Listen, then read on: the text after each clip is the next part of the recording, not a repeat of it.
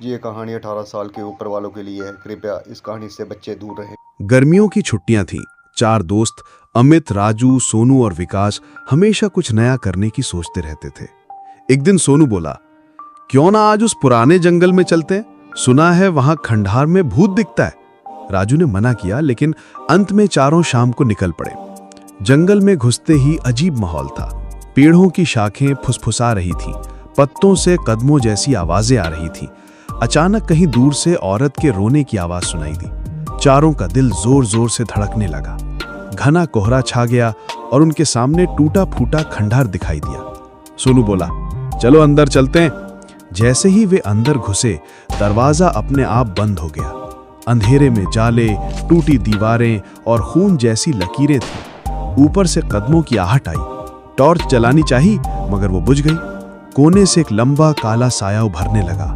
उसकी आंखें लाल जल रही थीं। ठंडी हवा तेज हो गई। औरत की हंसी और बच्चे के रोने की आवाजें आने लगी। राजू दरवाजा खींच रहा था, पर वो नहीं खुला। सोनू चिल्लाया, किसी ने मेरा हाथ पकड़ा है।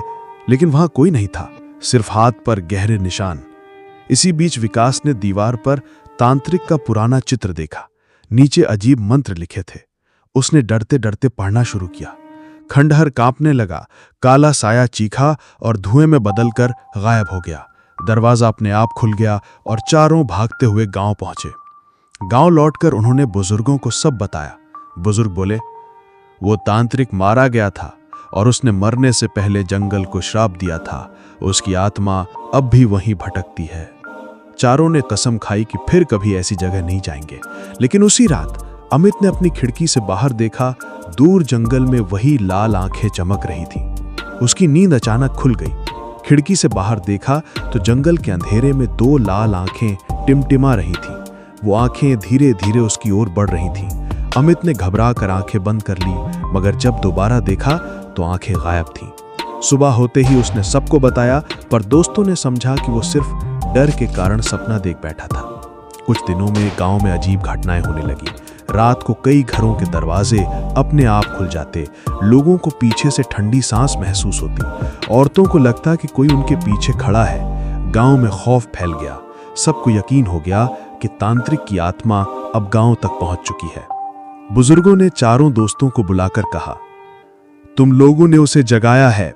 अब सिर्फ तुम ही उस आत्मा को शांत कर सकते हो।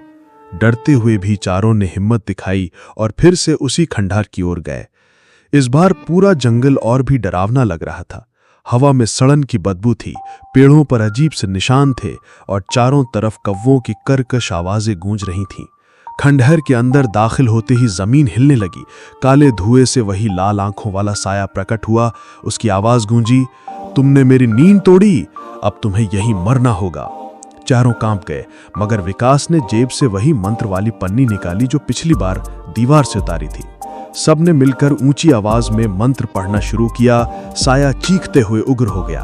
खंडहर की दीवारें टूटने लगीं, छत गिरने लगी। आखिरकार एक जोरदार धमाके के साथ वो साया आग की लपटों में जलकर खाक हो गया।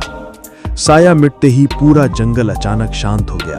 कोहरा छट गया, हवा सामान्य हो गई और खंडहर की दीवारें राख बनकर ढह गईं। चारों किसी तरह गांव लौट आए। बुजुर्गों ने राहत की सांस ली और कहा, तुमने उस शराब को तोड़ दिया है। अब वो आत्मा कभी वापस नहीं आएगी।